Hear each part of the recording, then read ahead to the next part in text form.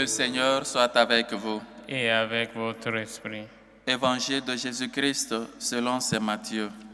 Gloire à toi, Seigneur. En ce temps-là, tandis que Jésus parlait aux disciples de Jean le Baptiste, voilà qu'un notable s'approcha. Il se prosternait devant lui en disant, « Ma fille est morte à l'instant, mais viens lui imposer la main, et elle vivra. » Jésus se leva et le suivit, ainsi que ses disciples. Et voici qu'une femme souffrant d'hémorragie depuis 12 ans s'approcha par derrière et toucha la frange de son vêtement, car elle se disait en elle-même, « Si je parviens seulement à toucher son vêtement, je serai sauvée. » Jésus se retourna et la voyant lui dit, « Confiance, ma fille, ta foi t'a sauvée. » Et à l'heure même, la femme fut sauvée. Jésus, arrivé à la maison du notable, vit les joueurs de flûte et la foule qui s'agitait bruyamment. Il dit alors, « Retirez-vous, la jeune fille n'est pas morte, elle dort. » Mais on se moquait de lui. Quand la foule fut mise au dehors, il entra, lui saisit la main et la jeune fille se leva. Et la nouvelle se répandit dans toute la région. Acclamons la parole de Dieu. Louange à toi, Seigneur Jésus.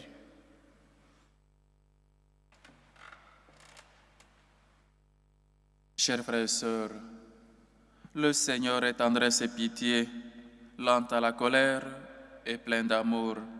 La bonté du Seigneur est pour tous, sa tendresse pour toutes ses œuvres. Chers frères et sœurs, le Seigneur notre Dieu ne tient pas en compte nos fautes ou encore ne nous traite pas comme nos fautes, nos péchés méritent. Il nous traite toujours avec bonté, avec miséricorde. Mais nous voyons que c'est un Seigneur, c'est un Dieu qui guérit. Notre Dieu est toujours proche. Il est toujours là où on l'invite. Le notable s'approcha, l'invita chez lui pour lui guérir, pour guérir sa fille, ou encore pour sauver sa fille qui était morte. Et Jésus le suit. Nous voyons combien de fois Jésus accepte les invitations. Jésus accepte qu'on l'invite chez nous. Jésus accepte qu'on puisse toujours faire de notre maison sa demeure. Il veut toujours entrer sous notre toit. Il veut toujours entrer dans notre vie. Je suis à la porte et je frappe. Qui entend ma voix et m'ouvre, j'entrerai chez lui. Je prendrai mon repas avec lui. Mon Père et moi demeurions chez lui.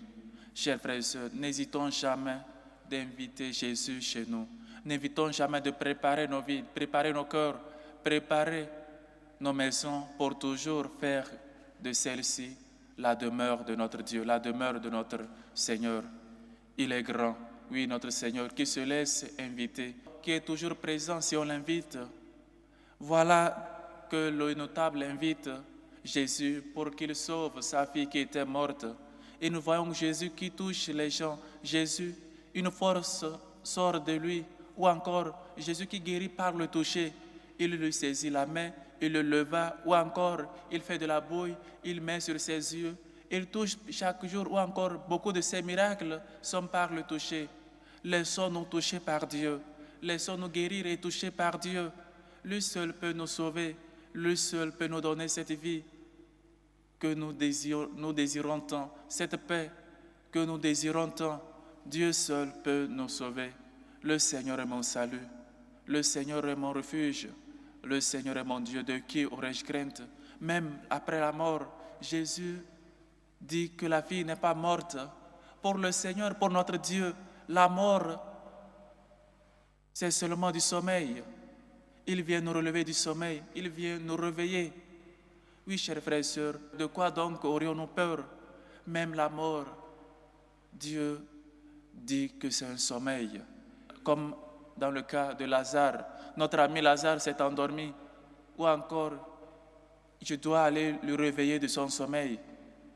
Ou encore, il réveilla du sommeil le fils unique de la veuve. et maintenant il guérit la fille du notable. Chers frères et sœurs, quoi donc peut nous effrayer dans ce monde? De quoi ai-je peur? Dieu peut me sauver, Dieu peut me relever, même le sommeil, même ce qu'on appelle la mort. Dieu peut me faire revivre, il peut me réveiller de ce sommeil-là. Et donc, chers frères et sœurs, le premier miracle que Jésus fait dans l'évangile de ce jour, cette foi, ou encore de celle qu'on appelle celle de l'hémorragie, elle dit, si je parviens à toucher le vêtement, ne serait-ce que le vêtement, je serai guéri. La foi de cette femme, c'est cette foi-là qu'il nous faut, cette confiance mise dans le Seigneur. Si je parviens à le toucher, j'aurai le travail que je désire tant. Si je parviens à le toucher, je serai guéri. Si je parviens à toucher Jésus, j'aurai l'enfant que je désire. Si je parviens à toucher Jésus, j'aurai la paix dans ma famille, j'aurai la paix dans mon foyer. Si je parviens à toucher Jésus, je serai un bon prêtre. Je serai un saint prêtre. Si je parviens à toucher Jésus, désirons toujours toucher Jésus. Désirons toujours nous approcher de Jésus pour le toucher. Désirons toujours, dans notre cheminement, toucher Dieu. Parce qu'il se laisse toucher. Il se laisse toujours et il marche parmi nous. Il faut qu'on fasse l'effort de toucher Jésus pour être guéri, pour être sauvé. Cette confiance mise dans le Seigneur, si je parviens à toucher Jésus, si je parviens à au moins courir derrière lui, ou encore si je parviens à au moins toucher ses sandales, je ne suis pas digne d'enlever les couleurs de ses sandales. Mais si je parviens à toucher ses vêtements, parce que Jésus, de son côté, de ses vêtements, de sa personne, sort une force qui sauve, qui guérit. Et la femme a expérimenté cela. Et il nous faut nous aussi expérimenter cela. Ou encore nous avons déjà expérimenté. Mais pourquoi donc l'incrédulité? Cesse d'être incrédule, sois croyant. Il a dit avec Thomas. Chers frères et sœurs, nous voyons comment, encore une fois, le pouvoir de l'intercession. Un notable intervient ou encore fait l'intercession, prie pour sa fille, pour son enfant malade.